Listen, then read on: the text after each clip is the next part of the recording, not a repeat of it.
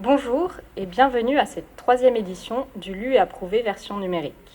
Aujourd'hui, l'équipe de la fiction adulte de la médiathèque d'Antibes va vous présenter des coups de cœur que vous pourrez retrouver au sein des médiathèques lors de leur réouverture ou sur le catalogue de vidéos à la demande et de livres numériques disponibles sur le site de la médiathèque.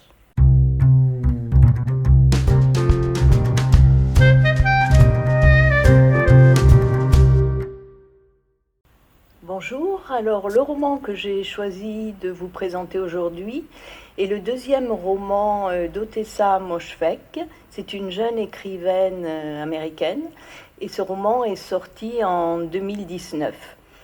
Alors l'héroïne est une jeune femme de 26 ans qui a priori a tout pour elle. Elle est belle, riche, elle vit dans un luxueux appartement à New York, à Manhattan.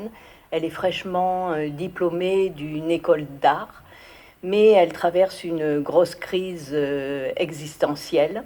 Donc elle décide d'hiberner, de dormir pendant une année entière pour se régénérer, pour repartir de zéro.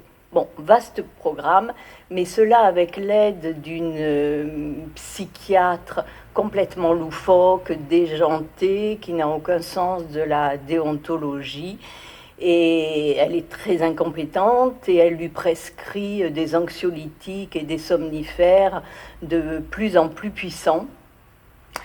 Et donc elle va commencer ce long sommeil à l'aide de ces médicaments, mais elle est quand même très organisée, elle a pris toutes les dispositions nécessaires, un ami a les clés, elle se fait livrer des repas, il y a un service de blanchisserie, sa meilleure amie qui la harcèle un peu vient aussi la voir de temps en temps. Et elle sort quand même de temps en temps de ce sommeil, de cette léthargie, mais dans un état de quasi-somnambule. Elle ne se souvient plus à son réveil de ce qu'elle a fait, mais elle le découvre lorsqu'elle retrouve des relevés d'achat qu'elle a fait en bas de chez elle, en ville ou sur Internet. Ce récit de 300 pages aurait pu être ennuyeux parce qu'il ne se passe pas grand-chose. Il peut paraître un peu monotone, mais en fait, ce n'est pas ennuyeux du tout parce que l'auteur porte un regard désabusé et sans concession sur la vie à New York et en Amérique en général. Et c'est très intéressant.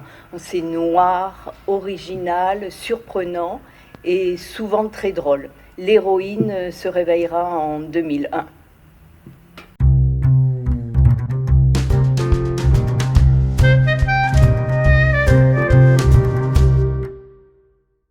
Alors, pour ma part, je vais vous présenter le film Blindspotting. Donc, c'est un film américain de Carlos Lopez Estrada qui est sorti en 2018. Et en fait, c'est l'histoire de Colin et Miles, deux amis d'enfance qui vivent à Auckland et que l'on va suivre pendant quelques jours.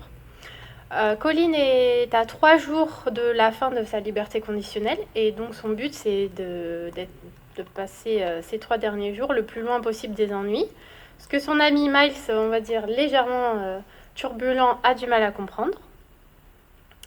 Mais on va les suivre au cours de ces 3 jours entre leur travail de déménageur et leur soirée un peu mouvementée. Et en fait, alors qu'il rentre de soirée, Colin va être le témoin d'une bavure policière. Ça va énormément le choquer et en fait, à partir de là, il va remettre en question sa vie, son environnement, ce qui va avoir des répercussions ensuite sur sa relation avec son ami Miles.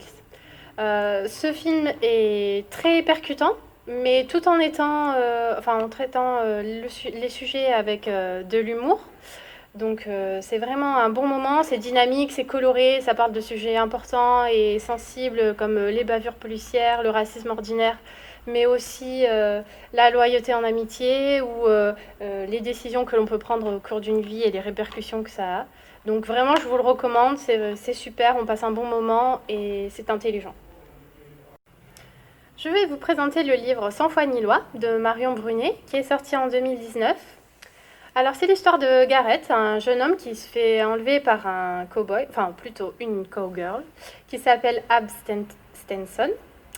Et en fait, elle va l'enlever, ils vont vivre un peu des aventures folles, et très vite, il va devenir complètement fasciné par cette femme, qui est forte, indépendante et surtout très libre. Donc c'est un western, tout simplement, un bon western comme on les aime. Il y a des paysages sauvages, il y a des duels au pistolet, il y a des saloons animés. On retrouve bien les codes du western, mais plus que ça encore, c'est une réflexion sur la liberté, celle de vivre sa vie comme on le veut, qu'on soit un homme ou une femme.